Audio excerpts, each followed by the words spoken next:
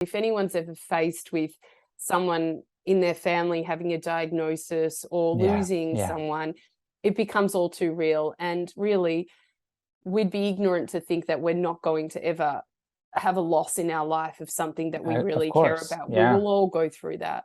Yep. And I know that you've done a lot of work into this. And I wonder, with those people, your family members, your wife, how have you learnt that you can almost not have that, know that there is that impermanence of life and not have that feeling of relying on them or a feeling of love that you have, but being able to still love that even if they're not here? Because I think that is just so hard for any person going through a human experience, which we all are, to ever have to face. I think it's one of the hardest parts of being human Yeah, is that I there think will so be too. people that you come in contact with, including yourself, um, Yes, that will exactly. eventually dissolve into the nothingness. Yeah. Um, but I like to think about it as like impermanence itself, right? Impermanence itself allowed us to even have the opportunity to love. Like Mm, if it were not for this systematic motion, this movement of mind and matter that is pervasive throughout the universe, you and I would not exist. Like humanity would never exist. If everything in the universe were static and unchanging, nothing would be created. So because things are in motion, it creates this momentary sort of existence, and then eventually it passes away and dissolves like everything else. So I like to think about it from that standpoint as like, one, like thank goodness, like that I have this opportunity to spend with my wife, to spend with my mom and dad, because I'm, you know, getting so much from these relationships and I'm trying to give back so much to these relationships. And two, like because they are created from this motion of impermanence, they're also going to go back into this sort of like systematic motion of impermanence. So built into our relationship is a beginning and an end. That's just a mm. fact. Yeah, And it that's is. something that I feel like now when I make friendships or as I'm trying to like hone my relationships and be better present in them, like I keep that in the back of my mind. Is like I have this moment in front of me, like especially with my mom and dad. Like I have these moments in front of me with them, and it's like I don't know how long they're gonna last. Like Mm, I don't know how much more often I can go to visit them during the weekend, and to spend time with them and like talk about like world politics with my dad or talk about like how the family's doing with my mom.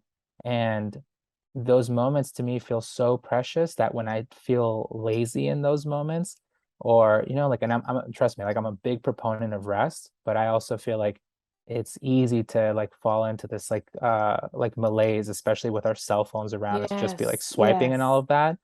And when I ever feel myself falling into that when I'm around them, I'm like, no, dude, like, come on, like you love these people. You came here to Yeah. see them, like come be with them.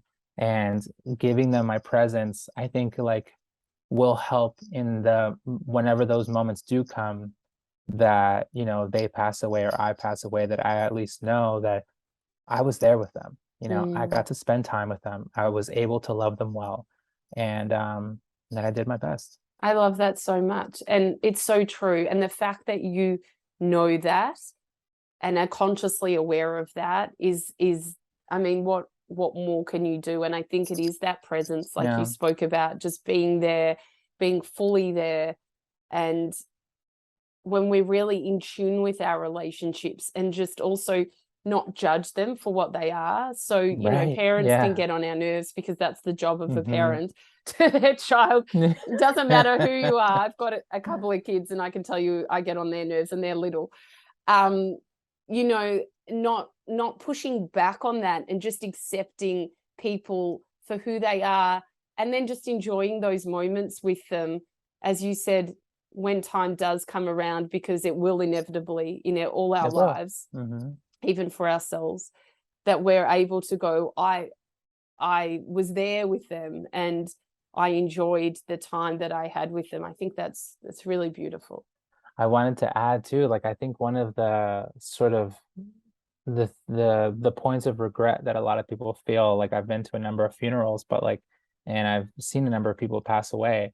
Um, like different people that my family and I have known and whatnot, but there's just so much regret, like so much like Mm, I wish I would have done this and I wish I would have done that.